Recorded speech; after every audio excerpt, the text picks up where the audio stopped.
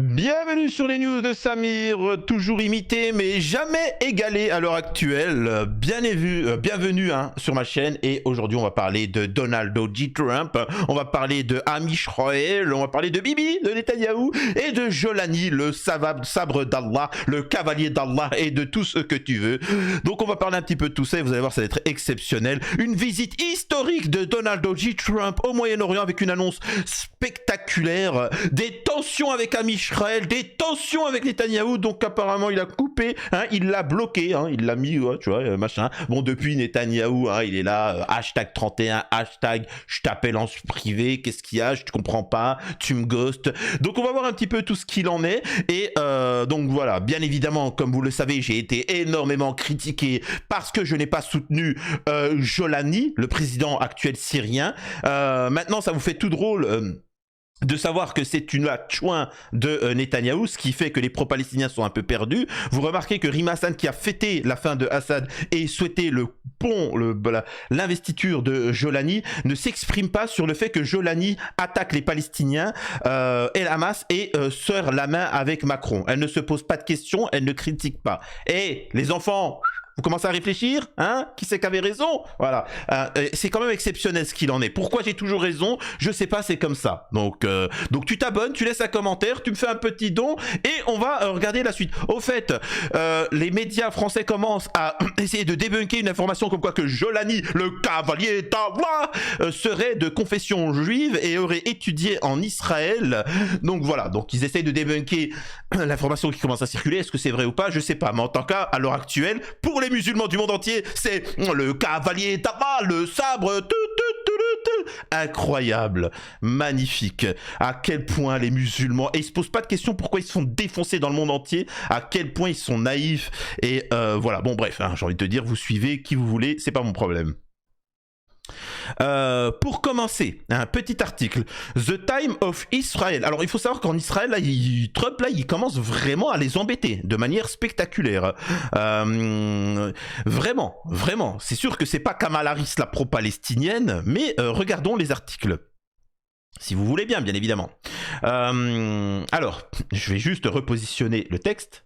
Alors, l'ambassadeur des États-Unis en Amisraëli, Mike Huckabee, a déclaré qu'après avoir parlé avec le président américain Donald J. Trump et le vice-président J.D. Vance, et non pas Kamala Harris, la pro-palestinienne, il comprenait que les actions de Washington contre les attaques des Houthis contre Israël dépendraient de la question de savoir si les citoyens américains seraient blessés. Les États-Unis ne sont pas tenus d'obtenir la permission d'Amisraël pour conclure un quelconque arrangement qui arrangerait les outils de tirer sur nos navires, déclare Huckabee dans un extrait d'une interview, etc. Ces commentaires font suite à l'annonce surprise de Trump cette semaine d'un accord de cessez-le-feu avec les outils. Donc en résumé, Trump il est en train de dire, écoutez les Arabes là, moi vous touchez pas à mon business, vous touchez pas aux Américains, le reste, démerdez-vous. Oh, pétez-vous la gueule, mon balek. C'est qui vous avait dit ça depuis le début? Qui c'est qui vous avait dit ça? Rima Hassan? Non, pas Rima Hassan, c'est moi. Je vous l'avais dit, Donald J. Trump pense aux intérêts américains. Ce qui est exceptionnel parce que tous les présidents américains, les hommes politiques américains ont toujours pensé d'abord à l'intérêt d'Amisraël. Surtout Kamala Harris, là, pro-palestinienne. Donc, c'est quand même fou. Voici ce que je peux vous dire, car j'ai eu une conversation avec le président, etc. Il y a 700 000 Américains qui vivent en Amisraël. Si les outils veulent continuer à faire des choses en Amisraël et qu'ils blessent un Américain, alors cela devient notre affaire, a déclaré l'ambassadeur. Donc voilà, en résumé, faites ce que vous voulez, juste évitez de toucher les Américains. Ce n'est pas fini. Regardons un petit peu la suite. Trump est déçu par Bibi Netanyahou. Il est vraiment très déçu et poursuivra ses objectifs politiques au Moyen-Orient sans Amisraël. Le président américain Donald J. Trump est encore un. Là, je lis des articles de Sionar. Là, je lis des articles d'Israël. Pour bien vous dire, donc ils vous en disent pas tout, ils lèvent le pied. Donc imaginez-vous dans la réalité. Le président américain Donald J. Trump est déçu par le premier ministre Benjamin Netanyahou. Ce qui n'est pas le cas de, bien évidemment, Kamala Harris, la pro-palestinienne. Rapporte Israël Hayom, citant 2 sources de haut rang proches du président. Selon le quotidien en hébreu, lors de conversations à huis clos, Trump a déclaré qu'il allait progresser sur ses objectifs au Moyen-Orient sans attendre Am Israël. Concernant un accord avec l'Arabie Saoudite, Trump veut qu'Israël soit un élément central de l'accord, mais Netanyahou retarde la prise de décision nécessaire. Écrit Ariel Kahana d'Israël Hayom, c'est horrible, qui a interviewé Trump à Mar-a-Lago l'année dernière. Trump est également toujours en colère contre Netanyahou et son entourage à cause de ce qu'il considère comme une tentative de pousser la Maison-Blanche à une action militaire contre le programme nucléaire iranien, affirment les sources. Donc c'est quand même incroyable. Donc il est en train de dire, on sait très bien que Netanyahou, Israël et le lobby sionard, dont les influenceurs et les députés européens, suis mon doigt, essayent de nous amener à la 3e ère mondiale avec l'Iran. Nous, on veut pas ça. Tu vois. Et Trump, il le prend pas, et c'est pour ça qu'il est en tension avec Netanyahou. Les responsables israéliens ont été pris au dépourvu par l'annonce de Trump, selon laquelle les États-Unis avaient conclu un cessez-le-feu avec les Houthis au Yémen cette semaine. Et par le début des négociations nucléaires entre les États-Unis et l'Iran en avril. Après l'annonce du cessez-le-feu par les Houthis, Netanyahou et d'importants ministres ont souligné dans de récentes déclarations qu'Israël peut se défendre seul. Alors je sais pas si tu peux te défendre seul, alors non tu peux pas, mais il va falloir se préparer parce que tu n'auras pas le choix. N'oublie pas que là t'as pas Kamala Harris, la pro-palestinienne, ni Rima Hassan à la tête des États-Unis. Donc là c'est Trump. Donc il y a un moment il va falloir vous démerder tout seul. On poursuit avec un nouvel article. Donald J. Trump a décidé de couper tout contact direct avec le premier ministre israélien Netanyahou, a rapporté aujourd'hui ce média. Un correspondant de la radio de l'armée israélienne a déclaré dans un message sur son compte Twitter que Trump avait pris cette décision après que des proches collaborateurs ont déclaré au ministre israélien des Affaires stratégiques, Ron Dermer, que le président pensait que Netanyahou le manipulait. Le responsable israélien a ajouté que le ton de Dermer, lors des récentes discussions avec de hauts responsables républicains sur ce que Trump devrait faire, était considéré comme arrogant et inutile. Le responsable a déclaré que des personnes autour de Trump lui avaient dit que Netanyahou le manipulait. Trump déteste plus que d'être présenté comme un imbécile ou comme quelqu'un qui se fait avoir. Voilà, donc il déteste ça, on va dire c'est comme ça. C'est pourquoi il a décidé de couper les ponts avec Netanyahou. Donc voilà, c'est pour dire, tu vois, c'est pour dire la modestie de Donald J. Trump. Il se rend compte que Trump, Israël, le manipule. Il le sait depuis le début, et donc ça, il l'apprécie pas. Et moi, quand je dénonçais des gens en France en leur disant attention, vous faites manipuler par Jolani, le cavalier d'Allah, par Rima Hassan et tous les influenceurs, tous les youtubeurs, tous ceux qui se disent pro-palestiniens pour se taper des bons culs de maghrébines, etc. Vous me disiez quoi? Non, non. Et puis maintenant, vous applaudissiez Jolani et Netanyahou applaudit Jolani et vous vous rendez compte qu'apparemment il serait israélien. Vous vous rendez compte qu'il attaque la Palestine et qu'il a accueilli avec Macron. Vous vous dites mais je comprends plus rien. Moi, tous ceux qui me suivent, tous mes abonnés, ils sont pas dans votre état, mais je suis perdu. Parce que c'est clair depuis le début. Je me suis pas trompé depuis le début. Vous vous êtes trompé depuis le début. Donc laissez mes abonnés tranquilles. Barrez-vous, barrez-vous, je suis pas la CAF. Il n'y a pas de seconde chance. Allez, barrez-vous, qu'est-ce que vous voulez que je vous dise. Vous êtes manipulé. Vous êtes manipulé, vous êtes manipulable. Et moi, ça, je veux pas. Moi, je veux des gens qui me suivent, qui sont cultivés, qui savent se remettre en question, qui ont le doute en eux, tu vois. Pas qui sont là, oh, le cavalier d'Allah, oh, mon Dieu. Tout ça, avec des petits meufs en hijab comme ça. Ah, Jolani, tiens ma culotte, tout ça. Jolani, il est là, oh, puis il reçoit plein de culottes comme ça, de petites meufs en hijab. Oh mon Dieu, le cavalier d'Allah, il m'a touché. Oh, je suis toute mouillée. C'est quoi ça? Oh, respectez-vous un petit peu. Bref, incroyable. Alors, on passe vite fait sur Jolani. parce que j'étais en train de parler de lui. Comment Abu Mohamed Al-Jolani, le nouvel homme fort du pays, est devenu une cible pour les désinformations. Voilà. Donc maintenant, le système essaie de le défendre, le cavalier d'Allah. Il faut savoir une chose, c'est que récemment, Israël a bombardé juste à côté, en Syrie, à côté du truc où il vit. Il s'est sauvé comme un lapin. Il a quitté la zone. Ah là là, sacré cavalier d'Allah. Son visage incarne la chute de Bachar al-Assad. Depuis bientôt 15 jours, Abu Mohamed al-Jolani, chef du soutien du groupe islamiste HTS, est devenu un leader incontournable de la Syrie, soutenu par Rima Hassan, une notoriété soudaine qui a propulsé cet ancien bras armé de Qaïda au rang d'ennemi numéro 1 du président déchu et des Palestiniens et de Donald J. Trump, mais plus grand allié de Netanyahou et de Macron. Voilà, bizarre. De quoi activer la machine à désinformer sur les réseaux sociaux, alimentée par des comptes pro-russes, bras armés d'Amisraël, vendeurs de falafel ou tout simplement morts. On fait le point sur les fake news de ce nouvel homme fort et beau de la Syrie, ce cavalier d'Allah. Je me pose des questions quand même. Quand les médias mainstream te mettent en avant Jolani, me pose des questions quand même. La première rumeur qui date d'avant même la coalition rebelle à Damas est celle de la mort d'Abu Mohamed al-Jolani.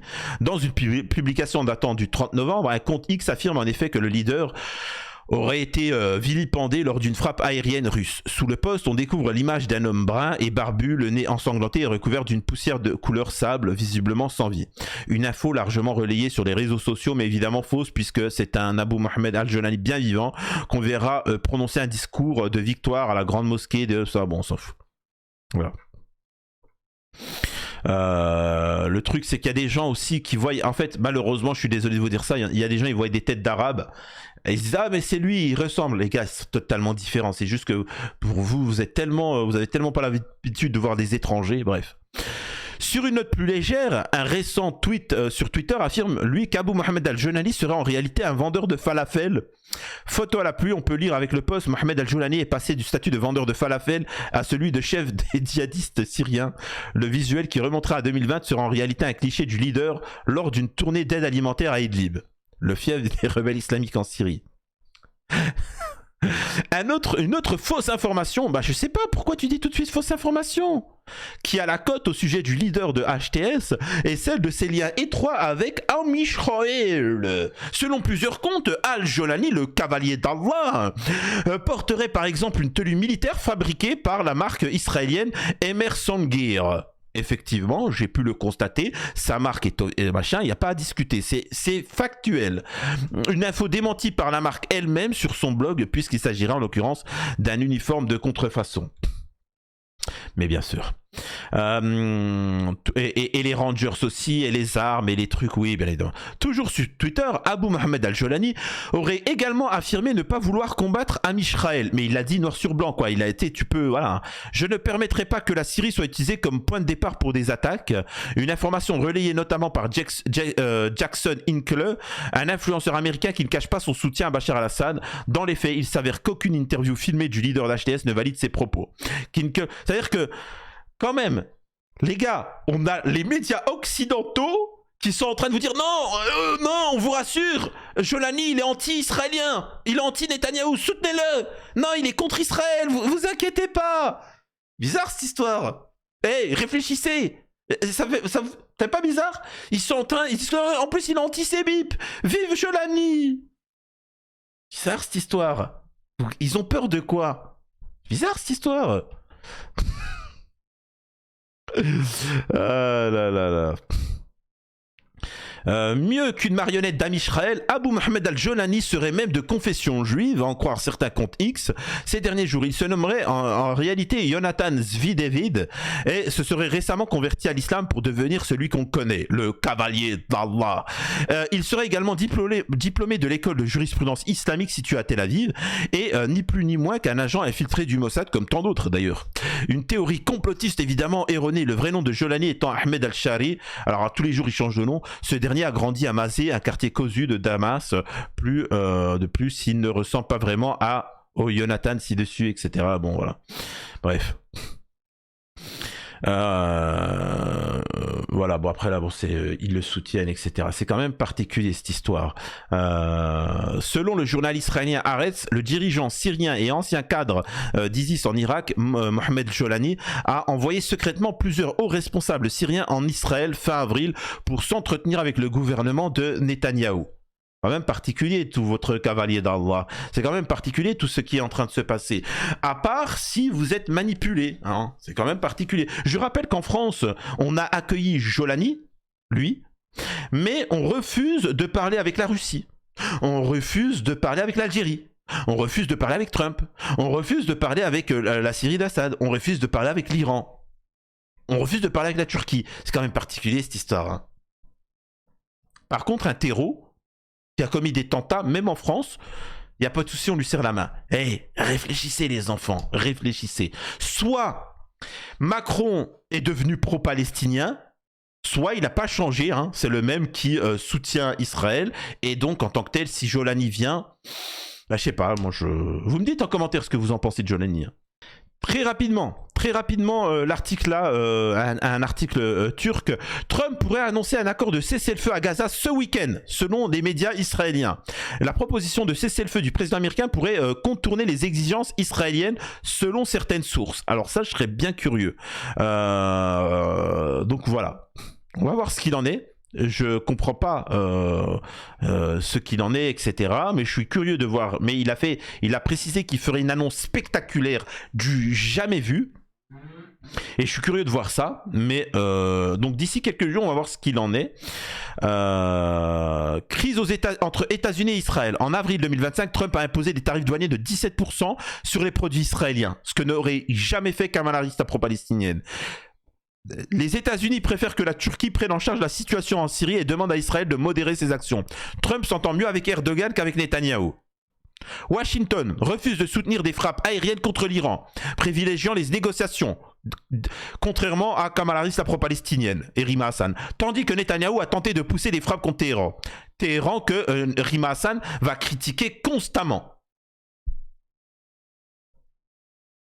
Les États-Unis ont conclu un accord avec les Houthis par l'intermédiaire d'Oman sans en informer Israël. Cet accord ne comprend pas de cessez-le-feu, avec Israël. C'est-à-dire qu'en résumé, démerdez-vous. Hein. Donald Trump qui est critiqué par Rima Hassan, je précise, et pas Kamala Harris, la pro-palestinienne. L'ambassadeur américain en Israël a même déclaré « Nous n'avons pas besoin de l'autorisation de Tel Aviv pour conclure un quelconque accord avec les Houthis. » Trump ne visitera pas Israël lors de sa visite au Moyen-Orient à la mi-mai. Parce que Rima Hassan ira, elle, hein, en Israël.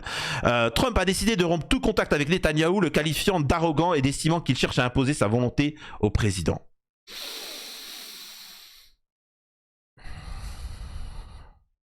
Trump dissocie désormais les discussions sur le nucléaire civil et la vente d'armes avec l'Arabie Saoudite de toute exigence de normalisation avec Israël. Donc en résumé maintenant, quand il va parler aux pays arabes, il vient pas en leur disant on vous vend des trucs, mais en échange vous reconnaissez l'État d'Israël. Non, Balek, moi tu me fais du fric, je prends. C'est quand même phénoménal. Maintenant, j'aimerais que vous me disiez ce que vous pensez du cavalier d'Allah et de tout ce qu'il en est et de cette situation concernant Trump. D'ici quelques jours, on aura cette information-là et continuez à me soutenir parce que au moins c'est de l'information pure, brute, nature et non corrompue. Si vous voyez ce que je veux dire.